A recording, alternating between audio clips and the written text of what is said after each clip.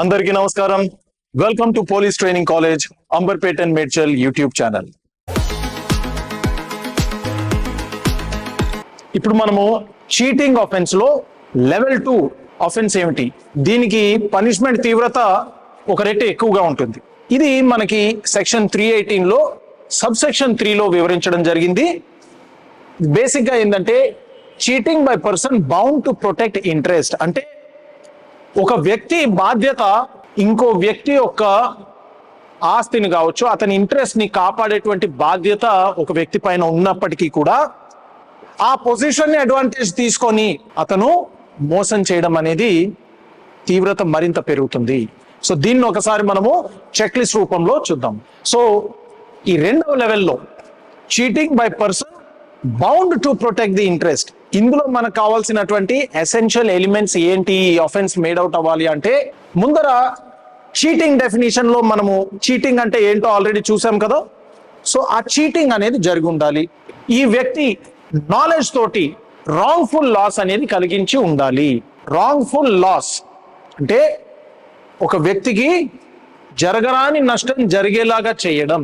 And ఈ మోసం చేస్తున్నటువంటి అక్యూజ్డ్ కి ఆ బాధితురాల పట్ల చట్టపరంగా కానీ ఏదైనా కాంట్రాక్చువల్ గా ఒక బాధ్యత ఉండి తీరాలి.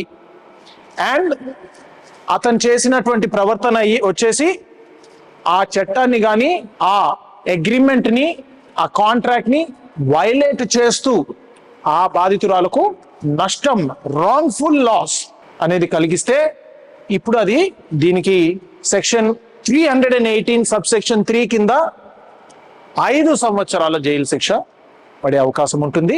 సో చీటింగ్ లోని లెవెల్ 2 కి ఒక ఎగ్జాంపుల్ మనం చూద్దాము.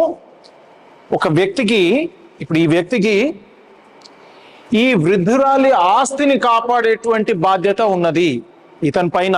కాంట్రాక్చువల్ గా ఇతను ఈవిడ ప్రాపర్టీ మేనేజర్, ఆవిడ లావాదేవీలు అవి చూసుకోలేదు కాబట్టి ఇతని మీద నమ్మకం పెట్టుకుంటే ఈ వ్యక్తి ఏం చేస్తున్నాడు, ఉద్దేశపూర్వకంగా నాలెడ్జ్ తోటి ఇతను ఆవిడ ఆస్తి కాపాడాల్సినటువంటి బాధ్యత ఉన్నప్పటికీ కూడా ఆవిడకి రాంగ్ఫుల్ లాస్ అనేది కలిగించి ఆవిడ ఆస్తిని రాంగ్ఫుల్ గా నష్టం కలిగేలాగా చేస్తున్నాడు.